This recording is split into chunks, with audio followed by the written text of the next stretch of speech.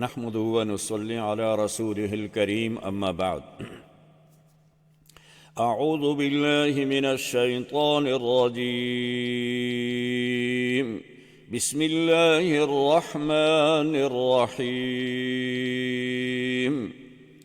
ألف لام را كتاب أحكمت آياته ثم فصلت من لدن حكيم خبير ألا تعبدوا إلا الله إنني لكم منه نذير وبشير وأن استغفروا ربكم ثم توبوا إليه يمتعكم متاعا حسنا إلى أجل مسمى ويؤت كل ذي فضل فضله وإن تولوا فإني أخاف عليكم عذاب يوم كبير إلى الله مرجعكم وهو على كل شيء قدير ألا إنهم يثنون صدورهم ليستخفوا منه ألا حين يستغشون ثيابهم يعلم ما يسرون وما يعلنون إنه عليم بذات الصدور. صدق اللہ العظیم. سامعین و ناظرین حضرات، السلام علیکم ورحمۃ اللہ وبرکاتہ. آج کے اس پروگرام میں ہمارے پاس دو صورتیں ہیں، سورہ ہود اور سورہ یوسف. سورہ ہود مکی ہے اور اس میں 123 آیات ہیں اور 10 رکوع ہیں. حضرت ہود علیہ السلام اور حضرت سمود، حضرت لوط، حضرت ابراہیم، حضرت نوح، ان تمام انبیاء علیہم السلام کا ذکر اس صورت میں آتا ہے، اور یہ وہی انبیاء ہیں جن کا ذکر پہلے سورہ اعراف میں بڑے تفصیل کے ساتھ گزر چکا ہے. اس میں تھوڑا سا اضافہ جو ہوا ہے وہ حضرت نوح علیہ السلام کے واقعہ کو ذرا تھوڑا تفصیل سے بیان کیا گیا ہے. باقی وہی واقعات ہیں جو حضرت ہود کے وہاں سورہ اعراف میں گزرا، سمود کا واقعہ گزرا، حضرت لوط کا واقعہ گزرا، حضرت شعیب کا واقعہ بھی وہاں گزرا، یہاں بھی وہی واقعہ آیا ہے. اور اسی طرح یہ حضرت ابراہیم کا واقعہ بھی یہاں تھوڑا سا بیان کیا ہے. تو یہ صورت تقریباً وہی مضامین یہاں دوبارہ ان کو دہرایا گیا ہے سورہ ہود میں، اور اسی وجہ سے اس کا نام بھی ہود رکھ دیا گیا. اس میں چند چیزیں ہیں جو ابھی میں انشاءاللہ ان پہ بات کروں گا. سورت کی ابتدا حروف مقطعات سے ہوئی ہے، جیسے سورہ یونس میں حروف مقطعات الف لام را سے ہوا تھا، اور ایسے ہی اس میں بھی الف لام را کے ساتھ ہے. اور پہلی آیت میں قرآن کریم کے بارے میں ذکر فرمایا کہ اس کی آیات بڑی محکمات آیات ہیں، اور یہ من لدن حکیم خبیر، یعنی وہ اس حکیم اور خبیر کی طرف سے نازل کی گئی ہے. اور اللہ تعبدوا الا اللہ اننی لکم منہ نذیر و بشیر. وہ حکیم اور خبیر وہ ہے کہ اس کے علاوہ کسی اور کی تابعداری نہ کی جائے، اور بے شک اننی لکم منہ نذیر و بشیر. پیغمبر صلی اللہ علیہ وسلم کی رسالت کا ذکر کیا گیا کہ یہ نذیر بھی ہیں اور یہ بشیر بھی ہیں، اور یہ بھی اسی اللہ کی طرف سے مبعوث ہیں. اور آگے فرمایا وَأَنِ اسْتَغْفِرُوا رَبَّكُمْ ثُمَّ تُوبُوا إِلَيْهِ، اور استغفار اور توبہ صرف اللہ ہی سے کریں اور اسی کی طرف آپ رجوع کریں. یہ توحید کے بارے میں چند آیات ہیں. آگے ایک واقعہ کا ذکر ہے. وَمَا مِن دَابَّةٍ فِي الْأَرْضِ إِلَّا عَلَى اللَّهِ رِزْقُهَا وَيَعْلَمُ مُسْتَقَرَّهَا وَمُسْتَوْدَعَهَا كُلٌّ فِي كِتَابٍ مُبِينٍ. اس آیت کریمہ میں اللہ تبارک و تعالی نے امام قرطبی نے اس آیت کے تحت ایک واقعہ ذکر کیا ہے. وہ کہتے ہیں کہ ابو موسیٰ اور ابو مالک اشعریین کا ذکر کیا ہے، اور یہ لوگ ہجرت کر کے مدینہ تشریف لائے تو تمام سامان کھانے پینے کا جو تھا ان کے پاس وہ ختم ہو گیا۔ تو انہوں نے ایک شخص کو رسول اکرم صلی اللہ علیہ وسلم کی خدمت میں بھیجا کہ آپ جائیں اور رسول اللہ صلی اللہ علیہ وسلم سے آپ درخواست کریں کہ ہمارے کھانے پینے کا کوئی انتظام کیا جائے، کیونکہ ہمارے پاس جو بھی کھانا ہم لائے تھے وہ سارے کا سارا ختم ہو چکا ہے۔ یہ شخص یہ سوچ کر یہاں سے چلا، اور جب نبی اکرم صلی اللہ علیہ وسلم کے دروازے پر یہ جا کر پہنچا، ان کے گھر جب دروازے پر پہنچا تو اندر سے اس آیت کی آواز آ رہی تھی، وَمَا مِن دَابَّةٍ فِي الْأَرْضِ إِلَّا عَلَى اللَّهِ رِزْقُهَا وَيَعْلَمُ مُسْتَقَرَّهَا وَمُسْتَوْدَعَهَا كُلٌّ فِي كِتَابٍ مُبِينٍ۔ جب یہ آیت اس نے سنی، اندر سے اس کو پڑھنے کی آواز آئی، تو یہ شخص وہاں سے واپس ہو گیا اور یہ سیدھا اپنے ساتھیوں کے پاس چلا گیا اور جا کر ان سے کہا کہ خوشخبری ہو اللہ تبارک و تعالیٰ کی طرف سے، اور آپ کے لیے کھانے کا انتظام ہو گیا ہے۔ اب لوگوں نے، وہ جو ساتھی اس کے تھے، انہوں نے یہ سمجھا کہ شاید رسول اللہ صلی اللہ علیہ وسلم نے اس کو کھانے کا بتا دیا ہے، کوئی وعدہ کر لیا ہے تو وہ کھانا آ جائے گا ہمارے پاس۔ تو پھر ان لوگوں نے یہ بات سنی تو اس آدمی نے دل میں یہ سوچا کہ اللہ تبارک و تعالیٰ نے اس آیت کے اندر یہ کہا ہے کہ میں نے رزق کا ذمہ لے لیا ہے کہ زمین کے اندر جتنی بھی چیزیں ہیں وہ کوئی ایسی زیرو چیز نہیں ہے جس کا رزق کا ذمہ میرے ذمہ میں نہ ہو۔ یعنی ہر زیرو چیز جس کے اندر روح ہے اور جو غذا کھاتی ہے، ان تمام چیزوں کے رزق کا ذمہ اللہ نے لیا ہوا ہے۔ تو اس شخص نے یہ سوچا کہ اگر اللہ تبارک و تعالی جانوروں کو اور تمام زہرو چیزوں کو رزق دینے پر قادر ہے تو کیا ہم ان سے بھی بدتر ہیں کہ ہمارا انتظام نہیں کرے گا؟ لہذا اس نے سوچا کہ اللہ ہمارا ضرور انتظام کر دیں گے، اور یہ چلا گیا اور جا کر اس نے واپس یہی اپنے ساتھیوں سے کہا کہ خوش ہو جاؤ، اللہ کی مدد آ گئی ہے۔ وہ یہ سمجھے کہ رسول اللہ صلی اللہ علیہ وسلم نے کوئی کھانے کا انتظام کر دیا ہے، اور جس کی وجہ سے یہ بڑا یقین کے ساتھ کہہ رہا ہے۔ وہ ابھی بیٹھے ہی تھے کہ دو آدمی آئے اور ایک قصہ کہتے ہیں ایک بڑی پرات کو، وہ پرات جس میں گوشت اور روٹیاں تھی اور وہ بھرا ہوا، وہ پرات اٹھا کر لا کر ان کے سامنے رکھ دیا۔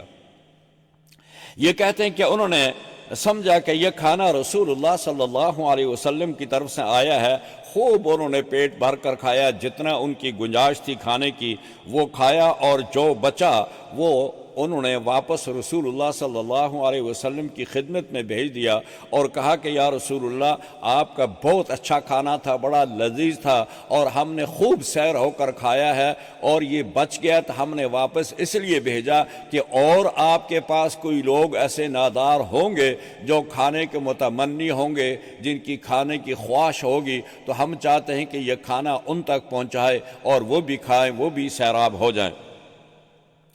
اب جب یہ واقعہ ہوا تو وہ کھانا لے جانے والا آدمی جو تھا وہ جب لے کر گیا تو اس کے بعد ہوا یہ کہ انہوں نے کہا کہ اب ہم چلتے ہیں اور رسول اللہ صلی اللہ علیہ وسلم کی خدمت میں جا کر ان کا شکریہ بھی ادا کریں کہ آپ کا بہت اچھا کھانا تھا، اور ہم ان کا شکریہ ادا کریں۔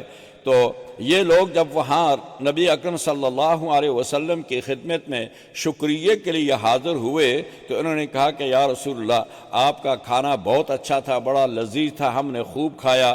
تو آپ صلی اللہ علیہ وسلم نے ارشاد فرمایا میں نے تو کوئی کھانا نہیں بھیجا۔ پھر تمام واقعہ کا انہوں نے اشعریین نے ذکر کیا تو آپ صلی اللہ علیہ وسلم نے فرمایا کہ اس ذات قدوس نے بھیجا جس نے ہر جاندار کا رزق اپنے ذمہ لیا ہے۔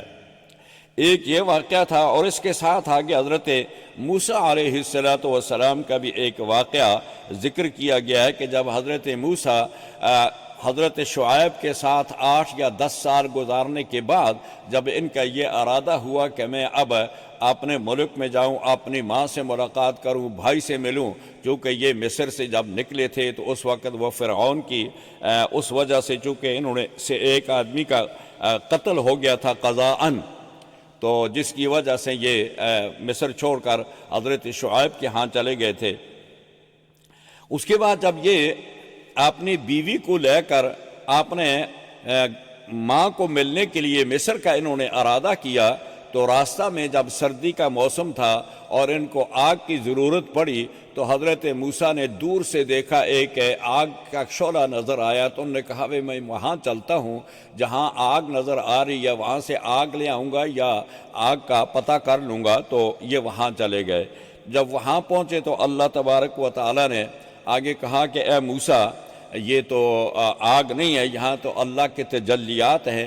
تو گویا وہ ایک واقعہ آئے گا آگے انشاءاللہ میں بیان کروں گا۔ تو گئے تھے آگ لینے کے لیے، تو اللہ تعالیٰ نے نبوت عطا فرما دی۔ نبوت مل گئی تو حضرت موسیٰ علیہ السلام نے سوچا کہ اب میں واپس جاؤں اور میری بیوی اکیلی ہے۔ تو اللہ تعالیٰ نے کہا کہ موسیٰ آپ واپس مت جائیے گا، آپ سیدھا فرعون کے پاس جائیں۔ حضرت موسیٰ نے سوچا کہ اے اللہ، میری بیوی اکیلی ہے پیچھے، اور اس کی رکھوالی کون کرے گا، اس کی دیکھ بھال وہ کیسے سفر طے کرے گی؟ تو اللہ تبارک و تعالیٰ نے حضرت موسیٰ علیہ السلام کو کہا کہ آپ ایسا کریں، ان کی اصلاح کے لیے، نبی ظاہر ہے کہ ان کی اصلاح اللہ تبارک تعالیٰ ہی کی طرف سے ہوتی ہے، اور نبی جب پیدا ہوتا ہے تو وہ نبی ہی پیدا ہوتا ہے، لیکن وہ نبوت کا اظہار اپنے وقت میں کرتا ہے جب اللہ اس کو حکم دیتے ہیں، لیکن وہ ابتدا سے لے کر پیدا ہونے سے لے کر آخر تک اللہ تبارک و تعالیٰ نے فرمایا کہ فَإِنَّكَ بِأَعْيُنِنَا، رسول اللہ کے لیے فرمایا کہ آپ ہماری نظروں میں ہیں، ہم آپ کو واچ کرتے ہیں، ہم بالکل آپ کو دیکھ رہے ہیں، آپ کی نگرانی کر رہے ہیں، آپ کو کسی قسم کی فکر نہیں ہونی چاہیے۔ تو اللہ تعالیٰ اپنے انبیاء کو ابتدا سے لے کر آخر تک اللہ تعالیٰ کی وہ حصار میں ہوتے ہیں، اللہ کی نظر میں ہوتے ہیں، اللہ کی حفاظت میں ہوتے ہیں۔ تو حضرت موسیٰ علیہ السلام کو یہ حکم دیا کہ اے موسیٰ، آپ ایسا کریں، آپ کے ہاتھ میں یہ جو لکڑ ہے، یہ جو لاٹھی ہے، اس کو اس پتھر پہ ماریں۔ حضرت موسیٰ نے اس لاٹھی کو پتھر پہ مارا تو اس کے اندر سے ایک اور پتھر نکلایا، فرمایا اب اس پہ بھی ماریں۔ جب اس پہ مارا تو اس کے اندر سے ایک تیسرا پتھر نکلایا۔ اللہ تعالیٰ نے کہا کہ اس کو بھی اس لاٹھی سے ماریں۔ جب اس کو بھی مارا تو اس کے اندر سے ایک ایسا چھوٹا سا کیڑا برآمد ہوا، فرمایا کہ جس کے منہ کے اندر ایک سبز پتا تھا۔ اللہ تعالیٰ نے موسیٰ علیہ السلام کو یہ بتایا کہ اے موسیٰ، یہ دیکھ لے، یہ 3 پتھروں کی تہوں کے اندر، 3 پتھروں کے تہوں کے اندر ہم نے یہ جو جاندار تھا، اس کو میں نے رزق کا انتظام یہاں کر دیا ہے، تو کیا جو زمین کے اوپر چلتے پھرتے ہیں، کیا ان کے رزق کا میں انتظام کرنے پر قادر نہیں ہوں؟ تو یہ اللہ تبارک و تعالیٰ نے جب موسیٰ علیہ السلام کو دکھایا، دیکھ کر وہاں ہی سے موسیٰ علیہ السلام سیدھا مصر کی طرف روانہ ہو گئے۔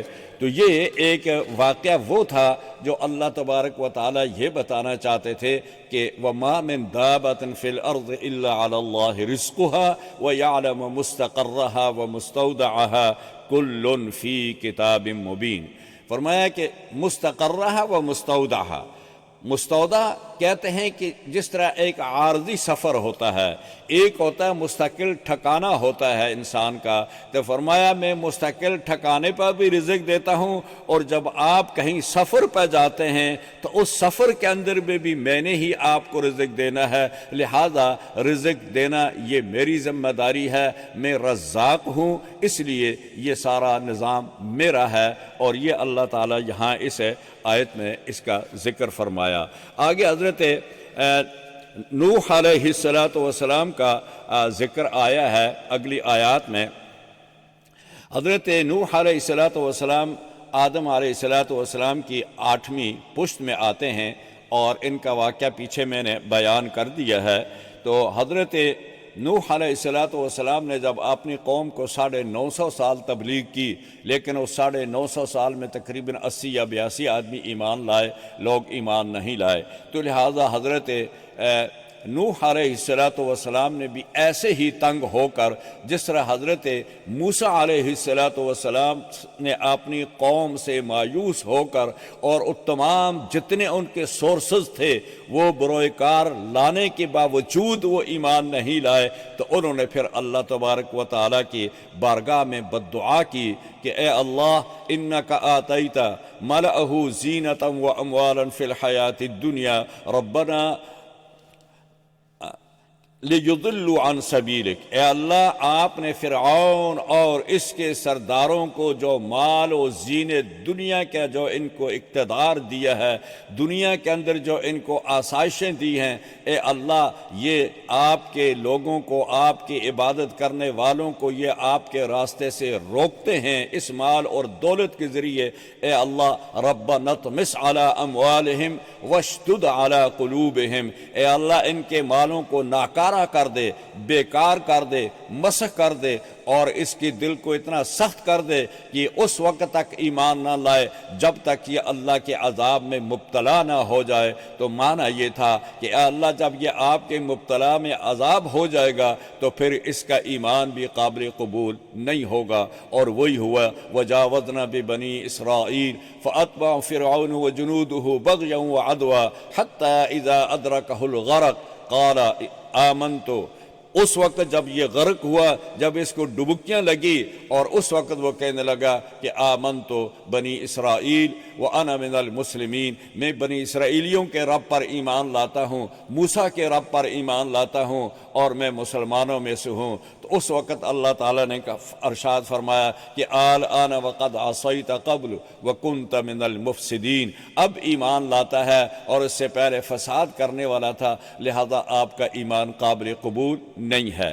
حضرت نوح علیہ السلام کے ساتھ بھی یہی ہوا کہ جب حضرت نوح نے 950 سال اپنی قوم کو تلقین کی، رات دن ان کو اللہ کی طرف دعوت دی، ہر طریقے سے ان کو سمجھانے کی، فَلَبِثَ فِيهِمْ أَلْفَ سَنَةٍ إِلَّا 50 عَامًا فَأَخَذَهُ الطُّوفَانُ وَهُمْ ظَالِمُونَ۔ اور پھر نوح کی قوم کے لیے بھی اللہ تبارک و تعالیٰ نے بِإِذْنِ ربی، یعنی اللہ کے حکم سے حضرت نوح نے پھر اس قوم کے لیے بھی بددعا کی اور فرمایا کہ ربی لا تذر علی الارض من الکافرین دیارا انک ان تذرہم یضلوا عبادک ولا یلدوا الا فاجرا کفارا۔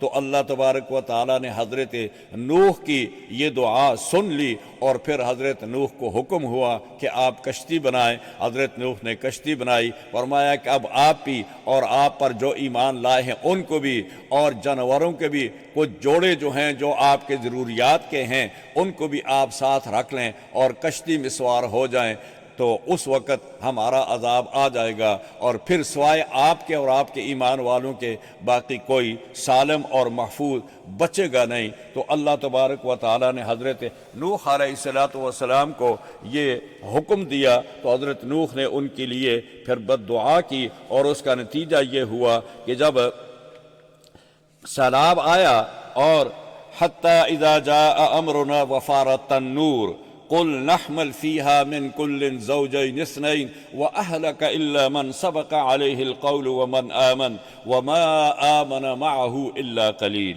وقال اركبوا فيها بسم الله مجريها ومرساها إن ربي لغفور رحيم۔ پھر اللہ تعالیٰ نے نوح کو اور اس پر جو ایمان لائے تھے وہ ساروں کو اللہ نے بچا دیا، اور حضرت نوح نے اپنے بیٹے کنعان کو یہ کہا کہ تم بھی میرے ساتھ سوار ہو جاؤ، تو اس نے کہا تھا کہ سآوی الی جبل یعصمنی من الماء، میں پہاڑ پر چلا جاؤں گا، یہ پہاڑ مجھے آج اس سیلاب سے بچا دے گا۔ تو حضرت نوح علیہ السلام نے کہا کہ فرمایا کہ آج کے دن سوائے اللہ تبارک و تعالیٰ کی رحمت لا عاصم اليوم من امر اللہ الا من رحم، آج اللہ کی وہی اس عذاب سے بچیں گے جن پر اللہ اپنا خصوصی رحم فرمائے گا، اس کے علاوہ کوئی بھی نہیں بچے گا۔ وحال بینہم الموج فکان من المغرقین، پھر ساری کے سارے لوگ، پوری کی پوری قوم ہلاک ہو گئی سوائے ان لوگوں کے جو حضرت نوح کے ساتھ کشتی میں سوار تھے۔ بیٹا بھی ان میں غرق ہو گیا، اور اللہ تعالیٰ نے بیٹے کی سفارش کے لیے حضرت نوح کو کہا کہ اے نوح، فرمایا کہ اے اللہ یہ تو میرا بیٹا ہے۔ وَنَادَى نُوحٌ رَبَّهُ فَقَالَ رَبِّ إِنَّ ابْنِي مِنْ أَهْلِي وَإِنَّ وَعْدَكَ الْحَقُّ وَأَنْتَ أَحْكَمُ الْحَاكِمِينَ، اے اللہ یہ میرا بیٹا ہے اور میرے ساتھ وعدہ تھا کہ میں تمہیں نجات دوں گا۔ تو اے اللہ تعالیٰ نے فرمایا کہ اے نوح آپ نہیں جانتے، یا نوح انہ لیس من اہلک انہ عمل غیر صالح فلا تسألنی ما لیس لک به علم انی اعظک ان تکون من الجاہلین۔ اے نوح یہ تیری اہل میں سے اس لیے نہیں ہے کہ یہ تجھ پر ایمان نہیں لایا، یہ اللہ پر ایمان نہیں لایا۔ جو اللہ پر، اللہ کے رسول پر ایمان لائے گا اس کو ہم نجات دیں گے۔ باقی آج کسی قسم کا کوئی نسب جو ہے وہ کسی کو آج نہیں بچا سکے گا۔ تو اس سے معلوم یہ ہوا کہ اگر نبی کا بیٹا بھی نبی پر ایمان نہیں لاتا تو وہ عذاب سے نہیں بچ سکتا۔ اسی طرح آج کسی شخص کا کوئی بھی بیٹا، رشتہ دار، باپ کوئی بھی ہو، اگر وہ ایمان نہیں لایا تو وہ اللہ کے عذاب سے نہ دنیا میں بچ سکتا ہے نہ آخرت میں بچ سکتا ہے۔ دنیا میں چند دن مہلت تو دی جا سکتی ہے، لیکن آخر کار اس نے اس عذاب کو چکھنا ہے اور اس عذاب سے اس کو گزرنا ہے۔ یہ سورہ نوح تھی، باقی وہی جو پیچھے گزر چکا ہے وہی آیات ہیں اس میں، اور انہی کا ذکر حضرت موسیٰ کا، نوح کا، شعیب کا اور ان انبیاء کا۔ ہم آگے چلتے ہیں، ہمارے پاس آج دوسری صورت ہے، سورہ یوسف ہے۔ سورہ یوسف جو ہے یہ بھی مکی ہے۔ علماء نے لکھا ہے، مفسرین نے، کہ چند آیات کے علاوہ باقی ساری سورت جو ہے وہ مکی ہے۔ اس سورت کی کل آیات 111 ہیں اور اس کے 12 رکوع ہیں۔ مفسرین نے یہ بھی لکھا ہے کہ اس سورت کے شان نزول بعض روایات میں آتا ہے کہ یہود نے آزمائش کے لیے حضور صلی اللہ علیہ وسلم سے یہ سوال کیا تھا کہ اگر آپ سچے نبی ہیں تو ہمیں یہ بتلائیں کہ آل یعقوب ملک شام سے مصر کب منتقل ہوئے اور ان کا پورا واقعہ جو ہے وہ کیا ہے۔ تو اس کے جواب میں اللہ تبارک و تعالیٰ نے یہ سورہ یوسف نازل کر کے اللہ تعالیٰ نے یہود کے اس جواب کا پورا مفصل جواب دے دیا، اور فرمایا کہ دیکھو میرے پیغمبر آپ کو کس طرح یہ کھول کر اب بیان کرتے ہیں۔ تو آیات یہ ہیں، اس میں بھی یہی ہے الف لام را، یہ بھی حروف مقطعات میں سے ہیں، اور تلک آیات الکتاب المبین، یہ آیات ہیں کتاب مبین کی، بڑی کلیئر کتاب، بڑی واضح کتاب کی یہ آیات ہیں۔ انا انزلناہ قرآنا عربیا لعلکم تعقلون، بے شک ہم نے اس قرآن کریم کو عربی زبان کے اندر نازل کیا ہے تاکہ لوگ اسے سمجھ سکیں اور عقل رکھیں۔ نحن نقص علیک احسن القصص بما اوحینا الیک هذا القرآن وان کنت من قبلہ لمن الغافلین، ہم آپ کے اوپر یہ واقعات، یہ قصص ہم بیان کرتے ہیں، احسن القصص یعنی یہ اچھے قصص جو ہیں انبیاء کے اور پہلی قوموں کے واقعات کے، یہ ہم آپ پر بیان کرتے ہیں، ہم وہی کرتے ہیں آپ پر اس قرآن کے ذریعے سے۔ وَإِن كُنْتَ مِن قَبْلِهِ لَمِنَ الْغَافِلِينَ، آپ کو اس قرآن سے پہلے ان واقعات کا کوئی علم نہیں تھا۔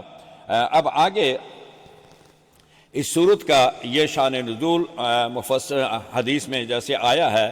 اب ہم چلتے ہیں آگے، اس کی کل آیات 111 ہیں، اور اس کا مضمون جو ہے اس صورت میں صرف حضرت یوسف علیہ السلام ہی کا قصہ ہے، اور کوئی اس میں واقعہ بیان نہیں ہوا، اور یہ واحد صورت ہے جو پوری کی پوری صورت حضرت یوسف علیہ السلام کے واقعہ پر مشتمل ہے، اس میں اور کوئی واقعہ نہیں آیا ہے۔ لہٰذا قرآن کریم میں اس صورت کے علاوہ حضرت یوسف کا نام تو آیا ہے، لیکن اس واقعہ کا ذکر اور دوسری صورتوں میں بھی ذکر نہیں کیا گیا۔ تو یہ 12 رکوع کی تقریباً یہ صورت ہے، اور یہ ساری کی ساری صورت حضرت یوسف علیہ السلام کے واقعہ پر مشتمل ہے۔ حضرت ابراہیم علیہ السلام کے 2 بیٹے تھے، اسماعیل اور یعقوب، اسماعیل اور اسحاق۔ حضرت ابراہیم کے 2 بیٹے تھے، اسماعیل اور اسحاق۔ اسحاق کے بیٹے ہیں یعقوب، اور یعقوب کے آگے 12 بیٹے تھے۔ حضرت یعقوب کے 12 بیٹے تھے، ان 12 میں سے 2 جو تھے وہ دوسری ماں سے تھے، اور 10 ایک بیوی سے تھے۔ پہلی بیوی سے 10 تھے، اس بیوی کا نام تھا لیا، اور دوسری بیوی اسی کی بہن تھی راحیل۔ جب پہلی بیوی فوت ہو گئی تو حضرت یعقوب علیہ السلام نے لیا کی دوسری بہن راحیل سے نکاح کیا، اور اس سے پھر 2 بیٹے پیدا ہوئے، ایک کا نام یوسف تھا اور دوسرے کا نام بنیامین تھا۔ یہ دونوں بیٹے حضرت یعقوب علیہ السلام کے بڑی چھوٹی عمر میں تھے، تو بنیامین کی ولادت کے وقت، بنیامین کی ولادت جب ہوئی تو ان کی والدہ بھی، دوسری بیوی بھی ان کی فوت ہو گئی، یعنی حضرت یعقوب کی دوسری بیوی جو تھی راحیل، وہ بھی فوت ہو گئی اسے ولادت کے سلسلے میں۔ تو اب یہ حضرت یوسف بھی بالکل چھوٹی عمر کے تھے، اور حضرت بنیامین بھی، دونوں یہ بھی چھوٹی عمر کے تھے، تو لہذا حضرت یعقوب علیہ السلام نے ان دونوں اپنے بیٹوں کو اپنی بہن کے پاس رکھ دیا کہ وہ ان کی پرورش کرے۔ حضرت یعقوب نے یوسف اور بنیامین چھوٹے ہونے کی وجہ سے اپنی بہن کے پاس ان کو چھوڑ دیا کہ وہ ان کی کفالت کرے۔ چونکہ گھر میں اور کوئی عورت نہیں تھی اس وقت، تو ان کے خدمت کرنی تھی، دودھ پلانا تھا، ساری جیسے بچوں کی حضانت ہوتی ہے، تو لہذا انہوں نے دونوں بیٹوں کو اپنی بہن کے پاس چھوڑ دیا۔ یہ رہے وہاں، تو اللہ تعالیٰ نے ان کو قدرتی طور پر اتنا حسن دیا تھا، اور جو بھی ان کو دیکھتا تھا وہ ان کو دیکھتا ہی رہتا تھا، اور اس کی شوقی ہوتی تھی ان کو دیکھتے ہی رہیں۔ اب ہم آتے ہیں اس واقعہ کی طرف۔ حضرت یوسف علیہ السلام نے ایک خواب دیکھا۔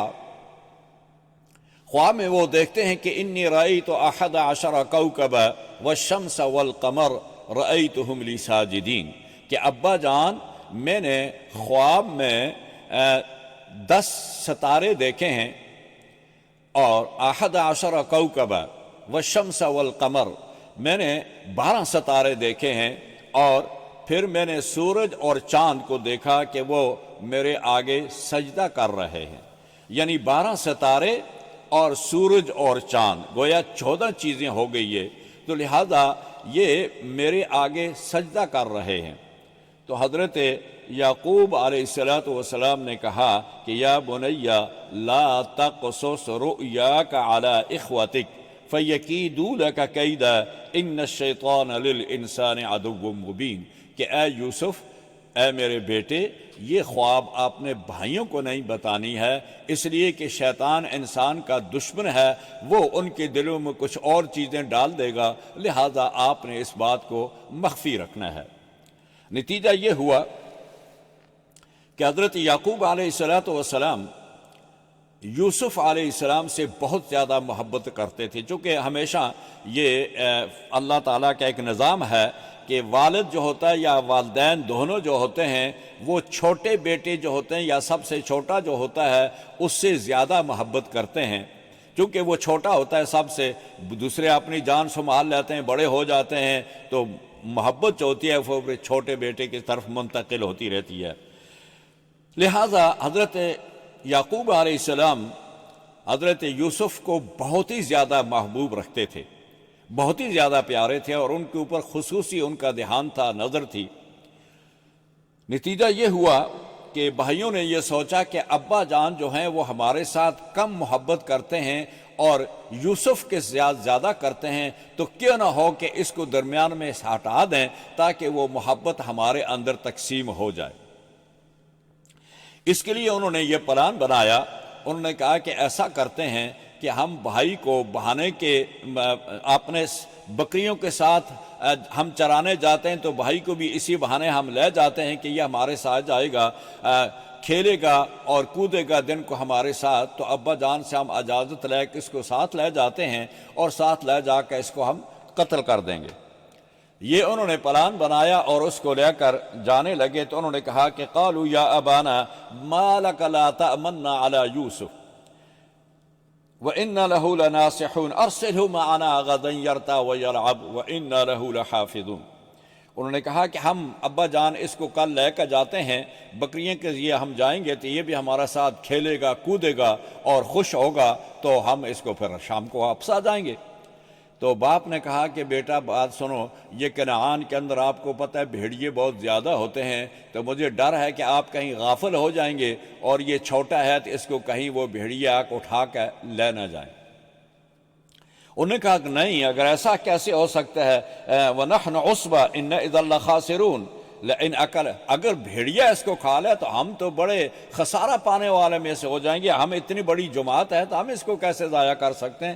لہذا تسلیاں وسلیاں دے کے یہ حضرت یعقوب کو یہ ان کو ساتھ لے گئے، اور جب دن کو وہاں پہنچے تو اس وقت انہوں نے سوچا کہ آپ ایسا کرتے ہیں اس کو ہم قتل کر دیتے ہیں یا اس کو کنویں میں ڈال دیتے ہیں، اس کو قتل کر دیں یا کنویں میں ڈال دیں۔ ان کا بڑا بھائی جو تھا وہ ذرا تھوڑا سا جہاندیدہ تھا، اور فَلَمَّا ذَهَبُوا بِهِ وَأَجْمَعُوا أَن يَجْعَلُوهُ فِي غِيَابَةِ الْجُبِّ وَأَوْحَيْنَا إِلَيْهِ لَتُنَبِّئَنَّهُم بِأَمْرِهِمْ هَذَا وَهُمْ لَا يَشْعُرُونَ وَجَاءُوا أَبَاهُمْ عِشَاءً يَبْكُونَ۔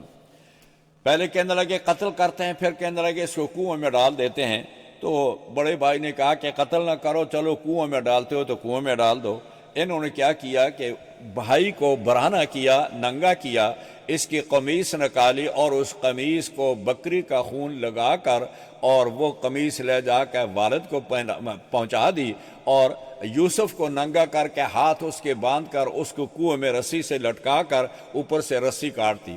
حضرت جبرائیل تشریف لائے اور انہوں نے حضرت یوسف علیہ السلام کے لیے نیچے ایک پتھر رکھ دیا، جس پر حضرت یوسف کنویں کے پانی سے بچ گئے اور وہاں محفوظ بیٹھ گئے۔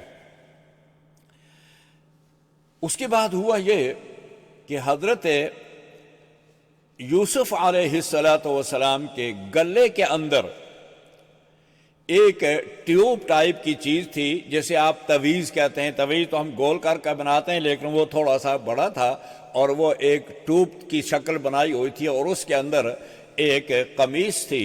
تو حضرت جبرائیل علیہ السلام نے اس ٹیوب کو کھولا اور وہی قمیص حضرت یعقوب کو، حضرت یوسف کو پہنا دی۔ اور وہ اس لیے یہ جو قمیص تھی یہ حضرت ابراہیم علیہ السلام سے چلی آئی تھی۔ جب حضرت ابراہیم کو نمرود نے آگ میں ڈالا تو ان کی قمیص کو نکالا، تو وہ قمیص جو تھی حضرت ابراہیم علیہ السلام کی، وہ حضرت اسحاق کے پاس آئی، حضرت اسحاق سے وہ قمیص حضرت یعقوب کے پاس آئی، حضرت یعقوب نے اس کا تعویذ بنا کر حضرت یوسف کے گلے میں اس لیے ڈال دیا کہ یہ نظر بد سے محفوظ رہے۔ تو یہی قمیص جو تھی یہ حضرت یوسف کے پاس آ گئی، اور اب حضرت جبرائیل نے یہ قمیص حضرت یوسف کو پہنا دی، اور اس طرح یہ قمیص حضرت یوسف کے پاس رہی۔ 2-3 دن تک حضرت یوسف کنویں میں رہے، اور اس کے بعد شامی قافلہ آیا، وہ راستہ بھول گیا اور یہاں آ پہنچا تو ان کو پانی کی ضرورت پڑی۔ انہوں نے اپنا ڈول ڈالا، تو ڈول کے اندر جب انہوں نے پانی کھینچنا چاہا تو ڈول کے اندر پانی کے بجائے حضرت یوسف آ گئے۔ تو انہوں نے کہا یا بشرا ھذا غلام، ہمارے لیے بڑی خوشخبری ہے کہ ہم تو پانی تلاش کرتے تھے، ہم تو ایک بہترین خوبصورت بچہ ہمیں مل گیا ہے۔ یا بشرا ھذا غلام، اے خوشخبری کہ ہمارے پاس تو ایک اچھا بچہ، ایک خوبصورت نوجوان بچہ ہمارے پاس ہمیں مل گیا ہے۔ لہذا 2-3 दिन तो उनका भाई बड़ा यहूदा आता रहा और खाना भाई को पहुंचाता रहा छुप छुप कर उनसे, और तीसरे दिन जब वो आया तो भाई को न पाया, खाना लेने वाला नीचे कोई नहीं था, तो उसको ये शक पड़ गया कि वो यहाँ से निकल गए हैं। तो लिहाजा उनको ये मालूम हुआ कि यहाँ से एक काफ़िला गुज़रा है। उन्होंने उस काफ़िले का पीछा किया और उस काफ़िले को पा लिया, और हज़रत यूसुफ उस काफ़िले में थे। इन्होंने कहा कि ये तो तुमने बड़ा जुल्म किया, हमारा ये बच्चा छोटा ग़ुलाम था और ये भाग गया। उन्होंने कहा ये तो बहुत छोटा है, ये क्या भागता, कहाँ जाता? तो उन्होंने कहा कि हाँ, ये हमारा ग़ुलाम था। तो उन्होंने कहा कि तुमने बड़ा जुल्म किया है, लेकिन चलो अगर तुम ले आए हो तो फिर तुम्हें इसकी हमें कीमत दो और तुम फिर ले कर जाओ। तो उन्होंने उसकी कुछ कीमत ली उससे, और वो कहते हैं कुरान करीम ने उसको कहा, अरशाद फरमाया कि वह शराउहु बिसमनिन बख्सिन दराहिम मादूदा, कि उन्होंने हज़रत यूसुफ अलैहिस्सलातु वस्सलाम को उनसे ख़रीदा, और वो जो सिक्के जो थे वो मादूदा का लफ्ज़ मुफस्सिरीन की जो इस्तिलाह है उसके अंदर इसको कहा जाता है कि ये 40 से कम और 20 से ज़्यादा पैसे थे। इसको मादूदा से ताबीर किया जाता है। तो वो उन्होंने पैसे लेकर आपस में तकसीम कर लिए। काफ़िला मिस्र पहुंच गया, और मिस्र पहुंचकर उस काफ़िले ने हज़रत यूसुफ अलैहिस्सलातु वस्सलाम को वहाँ बेचने की कोशिश कर दी। लिहाजा जब यह काफ़िला मिस्र पहुंचा तो वहाँ हज़रत यूसुफ की बोली शुरू हो गई। हज़रत यूसुफ अलैहिस्सलातु वस्सलाम की जब अजीज़ मिस्र, वहाँ बड़े लोग आए ख़रीदने के लिए, और एक अजीज़ मिस्र ये जो वहाँ का बादशाह था, वहाँ के ये वज़ीर ख़ज़ाना थे। ये इनका नाम रवायात के अंदर जो कतफ़ीर भी आया है और बाद रवायात में अतफ़ीर लिखा है। बहरहाल वो कतफ़ीर हो या अतफ़ीर हो, तो ये मिस्र के वज़ीर ख़ज़ाना थे। तो लिहाजा ये इन्होंने ख़रीद लिया। हज़रत यूसुफ की कीमत जो थी उनके वज़न के बराबर सोना, और उसी तरह मुश्क, और इसी तरह उसके वज़न के रेशम, यानी ये चीज़ें उनकी कीमत लगी थी कि इनके वज़न के मुताबिक सोना होगा, और इसी हिसाब से इनके साथ मुश्क होगा, और इसी हिसाब से रेशम होगा। तो लिहाजा इतनी बड़ी कीमत कोई और तो दे नहीं सकता था। तो वो अजीज़ मिस्र जो थे, अतफ़ीर जो थे, ये वज़ीर ख़ज़ाना थे, तो इन्होंने ये कीमत देकर हज़रत यूसुफ अलैहिस्सलातु वस्सलाम को ख़रीद लिया, और कहा वक़ाल अल्लज़ी इश्तराहु मिन मिस्र लिम्रअतिही अक्रिमी मस्वाहु असा अन यनफ़अना औ नत्तख़िज़हु वलदा, कि इसका बहुत ख्याल रखना, यह हमें बड़ा फ़ायदा देगा। असा अन यनफ़अना औ नत्तख़िज़हु वलदा, हम आपको बेटा बना लेंगे और ये हमें बहुत फ़ायदा देगा, और इसकी बड़ा देखभाल अच्छी तरह करनी है। लिहाजा यूसुफ अलैहिस्सलातु वस्सलाम अजीज़ मिस्र के यहाँ ये पहुँच गए और इनकी कफ़ालत उन्होंने शुरू कर दी। लिखा है इब्न कसीर ने कि उस ज़माने में मिस्र के अंदर, उस ज़माने में कौम अमालका का एक शख्स था, उसका नाम रैयान था, रैयान बिन उसैद था, और ये मिस्र का बादशाह था, और ये जो थे ये वज़ीर ख़ज़ाना थे। तो लिहाजा इन्होंने ख़रीदा, और अजीज़ मिस्र ने, वज़ीर ख़ज़ाना ने इनको, जिसका कतफ़ीर नाम था, हज़रत यूसुफ को ख़रीदा और अपनी बीवी से वसीयत की कि इसको बड़े अच्छे तरीके से रखना है। हज़रत अब्दुल्लाह इब्न मसूद रज़ी अल्लाह तआला अन्हु फरमाते हैं कि 3 आदमी बहुत ही अक्लमंद थे।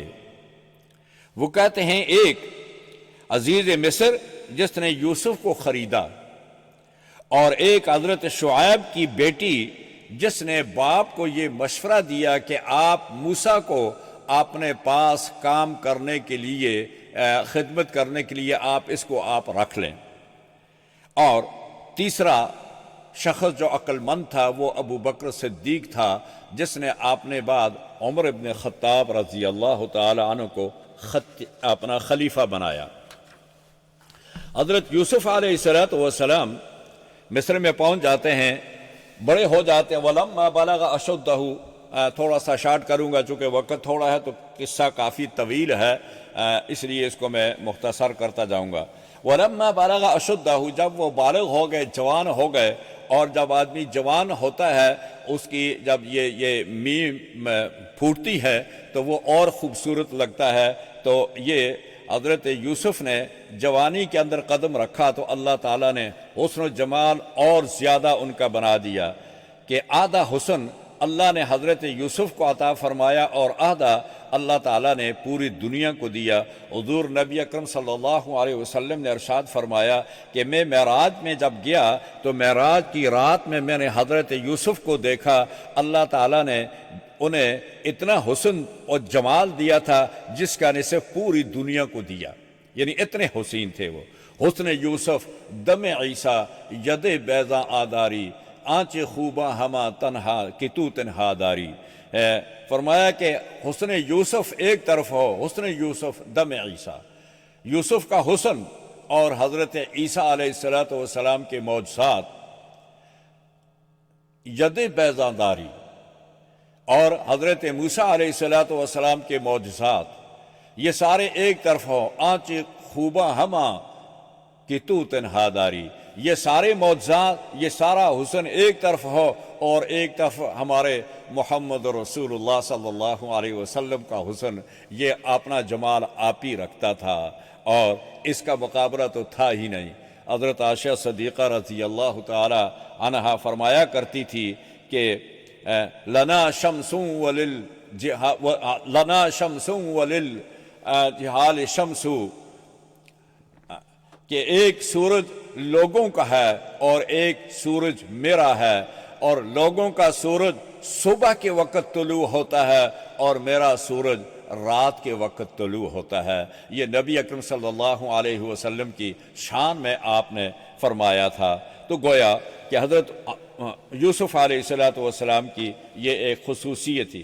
عزیز مصر کی بیوی جب وہ جوان ہوئے تو ان کی نیت میں فطور آ گیا اور فطور کی وجہ سے اس نے حضرت یوسف علیہ السلام سے اپنا مقصد حل کرنے کی کوشش کی. تو لیکن چونکہ یہ نبی تھے تو اس نے سارے دروازے بند کر کے حضرت یوسف علیہ السلام کو اپنی طرف بلایا. لیکن اللہ تعالیٰ اپنے نبیوں کی حفاظت فرماتے ہیں تو حضرت یوسف علیہ السلام اس سے بھاگ کر دروازہ کھول کر باہر بھاگنا چاہتے تھے. دروازے لاک تھے، وہ دروازے کے آخر دروازے تک پہنچ چکے اور پیچھے سے زلیخا نے ان کا کرتا پکڑا اور وہ کرتا پھٹ بھی گیا. اور جو ہی دروازہ کھلا تو آگے عزیز مصر کو پایا. زلیخا نے اپنے خاوند کو قطفیر کو پایا تو اس وقت جو ہی اس نے اس کو دیکھا تو کہنے لگی کہ آپ کا کیا خیال ہے اس شخص کے بارے میں، آپ کا کیا خیال ہے اس شخص کے بارے میں جو آپ کے اہل کے ساتھ برائی کا ارادہ کرنا چاہتا ہو. تو واستبق الباب وقدت قميصه من دبر وألف يا سيدها لدى الباب قالت ما جزاء من أراد بأهلك سوءا إلا أن يسجن أو عذاب أليم. اور ساتھ فیصلہ بھی سنا دیا کہ جو تیری اہل کے ساتھ برائی کا ارادہ کرنا ہو اس کو سجن میں بھیج دو یا اس کو بڑی دردناک سزا دی جائے. تو نتیجہ یہ ہوا کہ جب اللہ تبارک و تعالی کسی کو بری کرنا چاہتے ہیں اللہ اس کے لیے انتظام بھی فرما دیتے ہیں. تو حضرت یوسف علیہ السلام خاموش ہو گئے. اس وقت ان کے ہاں انہی کے گھر میں سے ایک نومولود بچہ وہ بولا وشاہد شاہد من اہلہا، اس نے کہا کہ فیصلہ میں نے کرنا ہے کہ اس کی اگر قمیص پیچھے سے پھٹی ہے تو پھر تو زلیخا کا قصور ہے اور اگر آگے سے قمیص پھٹی ہے پھر یوسف کا قصور ہے. لہذا جب قمیص کو دیکھا گیا فلما رأى قمیصہ قد من دبر قال انه من کیدکن ان کیدکن عظیم. یہ اس عورت کا جھوٹ ہے اور یہ عورتیں ایسے جھوٹ بولتی رہتی ہیں، ایسے مکر یہ کرتی رہتی ہیں. لہذا نتیجہ یہ ہوا کہ حضرت یوسف علیہ السلام کو چونکہ وہ عزیز مصر کی بیوی تھی اور اس کو اس کا پردہ بھی رکھنا تھا۔ نتیجہ یہ ہوا کہ حضرت یوسف علیہ السلام کو سجن میں بھیج دیا۔ آگے ایک اور واقعہ بھی ہے، اس نے کچھ اور عورتوں کو بھی بلا کر کہا، جب محلے میں آگے پیچھے یہ بات شروع ہو گئی کہ عزیز مصر کی بیوی نے اپنے گھر میں رہنے والے بچے کے ساتھ یہ ارادہ کیا، تو اس نے اور عورتوں کو بلایا۔ وقال نسوة في المدينة امرأة العزيز تراود فتاها عن نفسه قد شغفها حبا إنا لنراها في ضلال مبين۔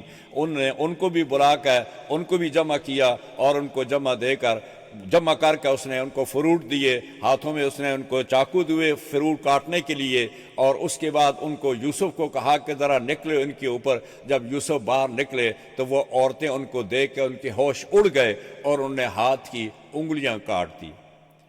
اس نے کہا کہ لم تننی فی، کہ آپ اس کے بارے میں مجھے ملامت کرتی تھی جو میرے گھر میں رہتا تھا، تو کیا آپ نے ایک ہی نظر سے اس کو دیکھا تو آپ بے ہوش ہو گئی، اور میں کیوں نہ بے ہوش ہوتی کہ یہ میرے گھر میں پل کر جوان ہوا تھا۔ لہذا نتیجہ یہ ہوا کہ حضرت یوسف کو جیل میں جانا پڑا، اور جیل میں پھر وہ رہے بضع سنین۔ بضع کا لفظ 3 سے لے کر 9 تک ہوتا ہے۔ اب یہ 3 سال کے بعد کتنے سال وہاں جہل میں رہے، اور اس کے بعد پھر وہ بادشاہ کو خواب آیا۔ پھر خواب کے بعد ان کی تعبیر کے لیے وہاں جب حضرت یوسف جہل میں پہنچے تو جہل کے 2 ساتھی اور بھی ان کے ساتھ ہو گئے تھے۔ انہوں نے کہا کہ ہم تو آپ کو بہت ہی اچھا اور نیک اور آدمی سمجھتے ہیں۔ ایک بادشاہ کا باورچی تھا، اور ایک اس کا جو تھا وہ ان کو شراب وغیرہ پلانے والا تھا۔ یہ دونوں بھی جیل میں چلے گئے۔ انہوں نے بھی خواب دیکھا تھا، انہوں نے کہا ہم نے بھی خواب دیکھیں، تعبیر بتاؤ۔ حضرت یوسف نے ان کی تعبیر بتائی۔ نتیجہ یہ ہوا کہ ایک نے آزاد ہونا تھا، وہ آزاد ہو کر جب جیل سے چلا گیا تو حضرت یوسف نے کہا کہ میرا بھی ذرا ذکر کر دینا بادشاہ کے پاس کہ میں بھی کتنے عرصے سے جیل میں جل رہا ہوں بغیر کسی وجہ کے۔ وہ جا کر بھول گیا، اور اس کے بعد جب بادشاہ کو خواب آیا، اس خواب کی تعبیر کے لیے اس نے سب اپنے لوگوں کو بلایا، لیکن وہ کوئی بھی اس کی تعبیر صحیح نہیں دے سکے۔ نتیجہ یہ ہوا کہ اس شخص کو اس وقت یاد آیا جو جیل سے رہا ہو کر آیا تھا۔ اس نے کہا خوابوں کی تعبیر کا بادشاہ تو جیل میں بیٹھا ہے۔ وہ گیا اور کہنے لگا یوسف ایھا الصدیق افتنا فی 7 بقرات سمان یأکلہن، کہ اے صدیق اس خواب کی تعبیر بتائیے۔ انہوں نے اس کی تعبیر بتائی اور کہا کہ پھر بھی اب جب تم جاؤ گے تو میرا بادشاہ کو بتا دینا۔ تو لہٰذا یہ کافی طویل واقعہ ہے، اسی پہ ہم یہاں ختم کرتے ہیں۔ اللہ تعالیٰ مجھے اور آپ سب کو اس پر عمل کرنے کی توفیق عطا فرمائے۔ وَأَقُولُ قَوْلِي هَذَا وَأَسْتَغْفِرُ اللَّهَ لِي وَلَكُمْ وَلِسَائِرِ الْمُسْلِمِينَ فَاسْتَغْفِرُوهُ مِنْ كُلِّ ذَنْبٍ إِنَّهُ هُوَ الْغَفُورُ الرَّحِيمُ۔